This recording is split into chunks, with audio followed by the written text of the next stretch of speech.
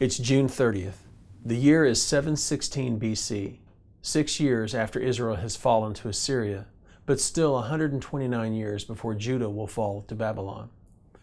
Isaiah is in Judah, and today we read of his prophecies to her surrounding neighbors, including the nation that God will use to judge Judah. Isaiah's prophecy to Babylon is that it too will be invaded and be eventually razed by the Medes and the Persians. It's a prophecy that will be fulfilled 177 years later. Although the people of that time are not able to process what they hear, God begins lifting the veil on the truly bigger picture of redemptive history. Ancient, near future, messianic, and even distant end times prophecies are occurring more frequently and are actually intertwined as they are delivered by the prophet Isaiah.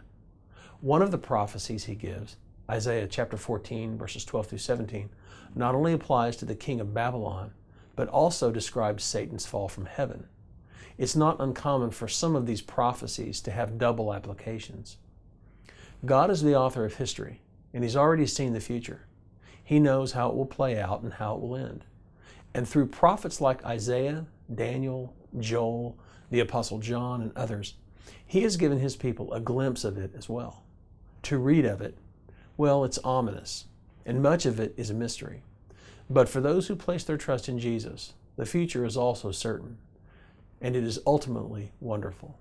Our Creator, our wonderful Father, holds the future in the palm of His hand, and He has crafted a role for all of us to play in it. And it's critical that each of us understand how we fit into His plans. Here's today's application. Have you ever considered the possibility that life as you know it could drastically change? The Bible speaks of a very challenging time that occurs as redemptive history draws to a conclusion. As our world races toward these days, described by the prophets of old, determined to study deeper into the glimpses God has revealed to His prophets. Discovering God's Word on these matters will give you a confidence and build your faith in the coming months and years. Now here's today's prayer.